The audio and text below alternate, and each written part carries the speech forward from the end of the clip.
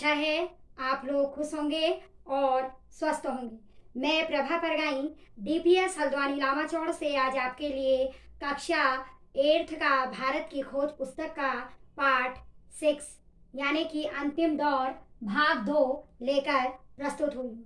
तो बच्चों, इससे पहले मैंने आपको भारत की खोज का अंतिम दौर का भाग 1 पढ़ाया था, जिसमें आपने देखा था कि अंग्रेजों का हमारे वहाँ प्रवेश करने के बाद किस तरह हमारे समाज को कठिनाइयों का सामना करना पड़ा।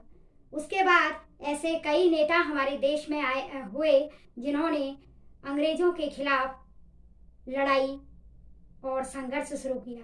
उसके बाद भाग 2 में आप देखेंगे कि महात्मा गांधी, गोखले जी, रविंद्रनाथ टैगोर, तिलक और राजा राम मोहन राय का क्या सहयोग हमारे देश में रहा। इन सभी लोगों ने मिलकर बहुत सारी ऐसी चीज़ें हमारे देश से मिटाई जिसके द्वारा हमारे देश का विकास हुआ। जैसे राजा राम मोहन राय के आने के बाद शिक्षा के क्षेत्र में बहुत सुधार किए गए और दयानंद सरस्वती ने भी बहुत सारे ऐसे सुधार किए। महात्मा गांधी, रविंद्रनाथ टैगोर और उसके बाद तिलक और उसके बाद गोखले जी, तो इन सभी ने अपने प्रयासों के माध्यम से भारत को सशक्त बनाने के लिए बहुत सारे अपने प्रयास किए और उन प्रयासों की बदौलत आज हमारा देश विकास की ओर बढ़ सका है। अंग्रेजों के आने के बाद हमारा देश पूरी तरह खोखला हो चुका था, क्योंकि अंग्रेजों की यातनाओं से देश में चारों ओर त्राहिमाम मच चुका था, जिससे लड़ने के लिए एक रणनीति बनाई गई जिसमें बहुत सारे नेताओं का सहयोग रहा, जिसमें राजा राम मोहन राय का विशेष स्थान है। उसके बाद विवेकानंद, रविंद्रनाथ टैगोर, तिलक जी, गोखले जी, इन सभी के बारे में आप अंतिम दौर भाग 2 में पढ़ेंगे। तो बच्चों, हम अंतिम दौर भाग 2 में इन सभी के बारे में अपने इस पाठ में पढ़ेंगे। तो चलते हैं, भारत की खोज अंतिम दौर भाग 2 को पढ़ना शुरू करते हैं। हिंदुओं और मुसलमानों में सुधारवादी और दूसरे आंदोलन, तकनीकी परिवर्तनों और उनके परिणामों के द्वारा भारत से पश्चिम की वास्तविक टकराई 19वीं शताब्दी में हुई थी। विचारों के क्षेत्र में भी परिवर्तन हुआ।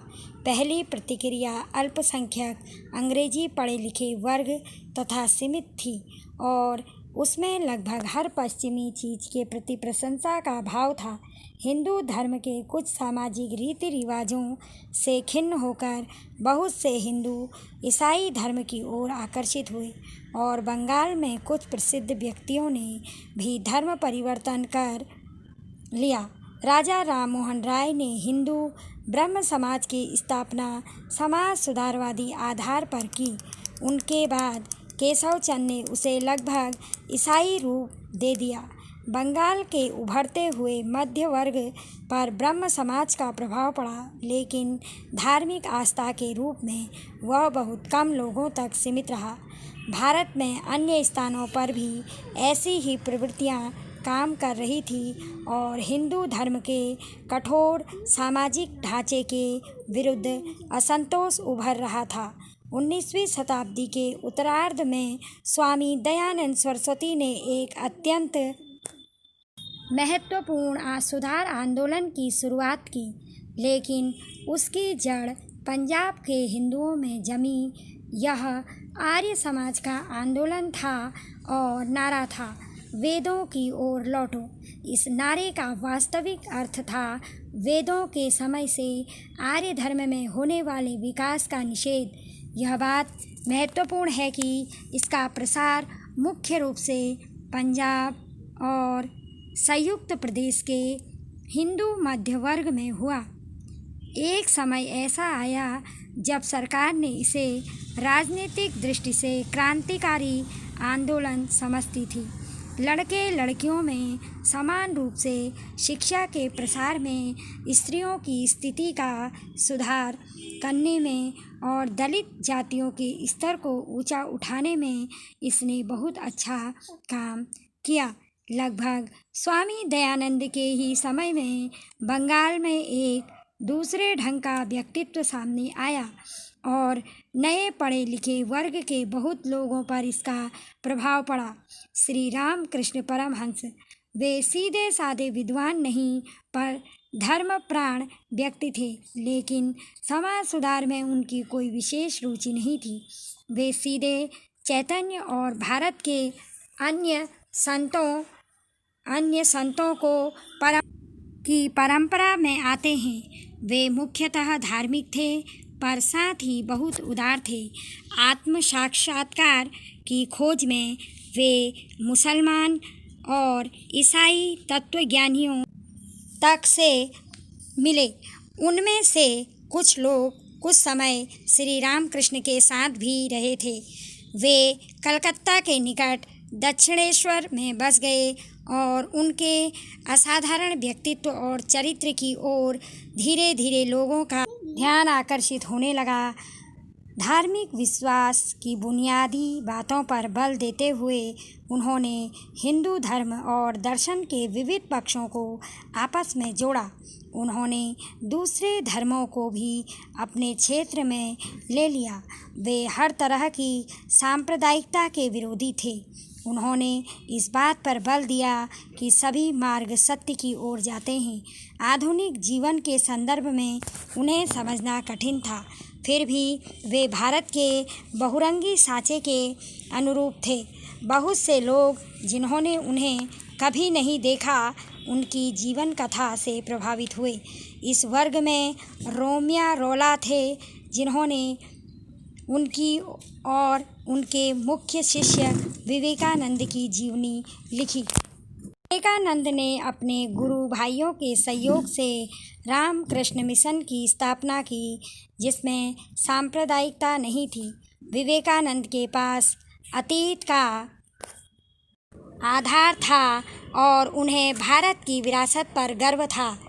फिर भी जीवन की समस्याओं के प्रति उनका दृष्टिकोण आधुनिक था और वे भारत के अतीत और वर्तमान के बीच एक तरह के सेतु थे। वे बंगला के लेखक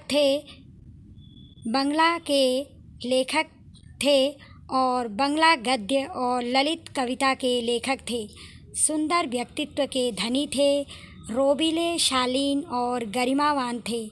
उन्हें अपने और अपने मिशन पर भरोसा था। उनमें भारत को आगे बढ़ाने की गहरी लगन थी।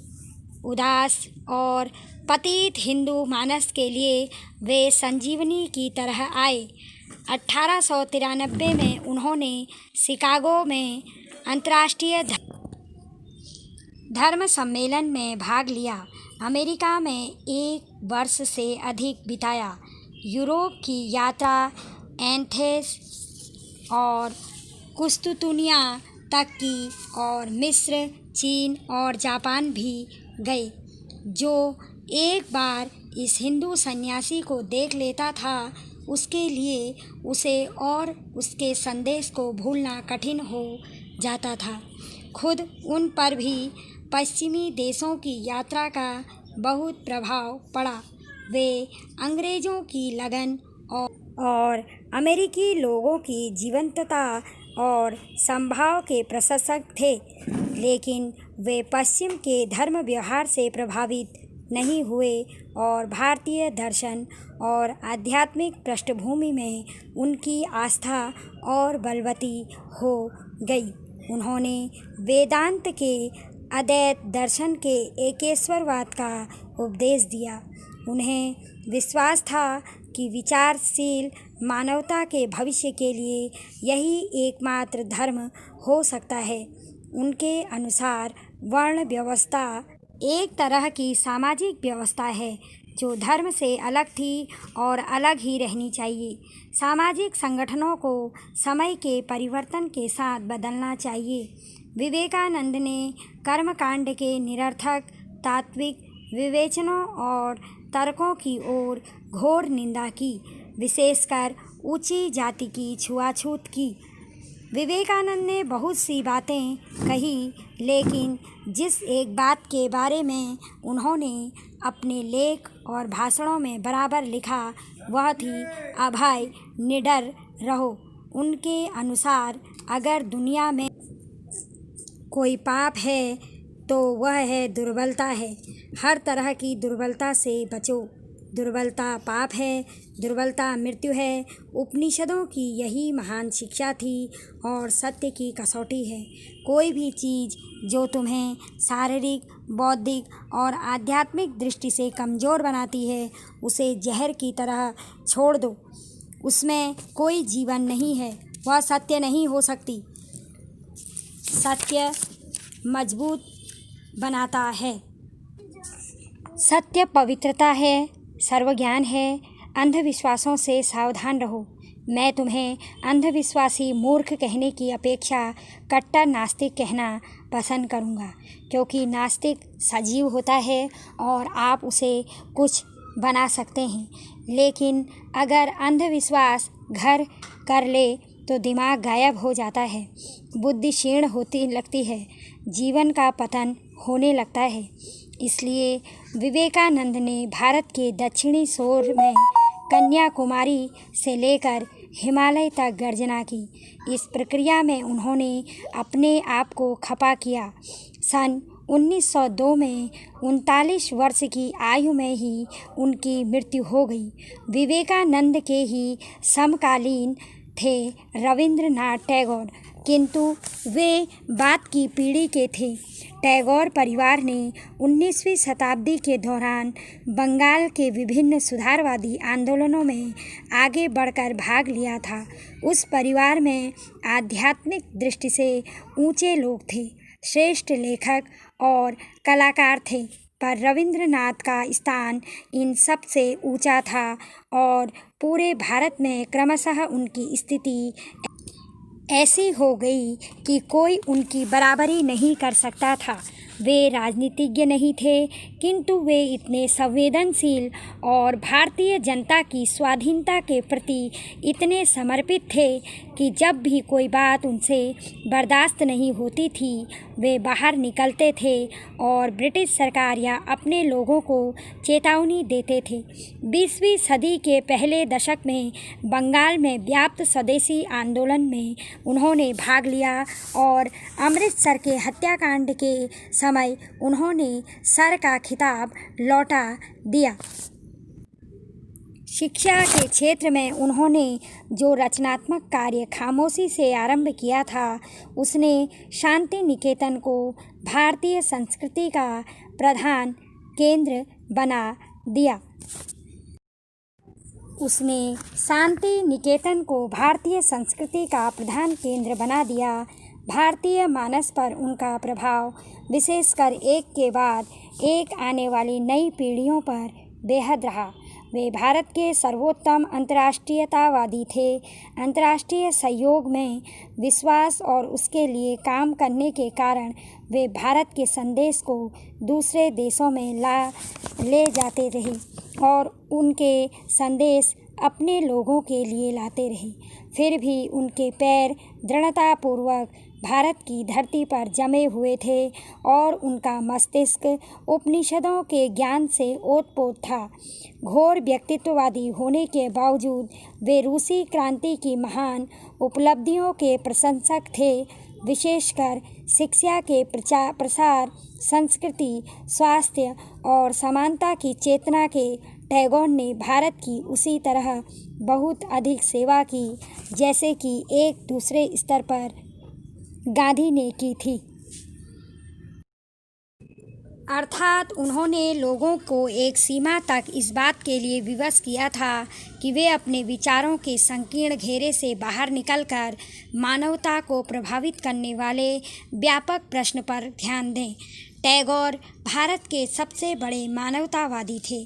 उन्होंने निसंदेह भारत के दो विशिष्ट और प्रभावशाली व्यक्तित्व थे। उनकी समानताओं और विषमताओं की तुलना से हम बहुत कुछ सीख सकते हैं। कोई दो व्यक्ति अपनी बनावट और मिजाज में एक दूसरे से इतने भिन्न नहीं हो सकते। टैगोर संभ्रांत कलाकार थे जो सर्वहारा के प्रति सहानुभूति के कारण लोकतंत्रवादी हो गए थे। गांधी जी को विशेष रूप से जनता के आदमी थे भारतीय किसान का साकार रूप थे और भारत की दूसरी प्राचीन परंपरा का प्रतिनिधित्व करते थे। यह परंपरा संन्यास और त्याग की परंपरा थी। टैगोर मूलतः विचारक थे और गांधी अनवरत कर्मठता के प्रतीक थे। दोनों की अपने अपने ढंग की विश्व दृष्टि थी और इसके साथ ही दोनों पूरी तरह भारतीय थे। वे दोनों भारत के अलग अलग पक्षों का प्रतिनिधित्व करते थे जो एक दूसरे के पूरक थे। अपनी आध्यात्मिक और राष्ट्रीय विरासत में हिंदू मध्य वर्ग की आस्था को बढ़ाने में श्रीमती एनी बेसेंट का ज़बरदस्त प्रभाव पड़ा। इस सब में एक आध्यात्मिक और धार्मिक तत्व था, लेकिन साथ ही उसके पीछे सुदृढ़ राजनीतिक पृष्ठभूमि भी थी। उदीयमान मध्य वर्ग का झुकाव राजनीतिक था और वह किसी धर्म की तलाश में नहीं था। उसे पकड़ने के लिए सांस्कृतिक आधार चाहिए था, कुछ ऐसा जो उनमें आत्मविश्वास पैदा करता और उस नैराश्य और अपमान के बोध को कम करता जो उनके भीतर विदेशी जीत और शासन ने पैदा कर दिया था। हर देश में राष्ट्रीयता के विकास के साथ धर्म के अलावा यह तलाश अपने अतीत की ओर जाने की प्रवृत्ति होती है। भारत का अतीत अपनी संपूर्ण सांस्कृतिक विविधता और महानता के साथ सब भारतीयों की साझी विरासत है। हिंदुओं, मुसलमानों, ईसाइयों तथा अन्य लोगों की भी, और उन्हीं के पूर्वजों ने इसके निर्माण में सहयोग दिया था। बाद में दूसरे मतों में धर्म परिवर्तन कर लेने के कारण वे इस विरासत से वंचित नहीं हो जाते। प्राचीन दर्शन और साहित्य, कला और इतिहास ने कुछ सांत्वना दी। राजा राममोहन राय, दयानंद, विवेकानंद और अन्य लोगों ने नए विचारात्मक आंदोलन चलाए।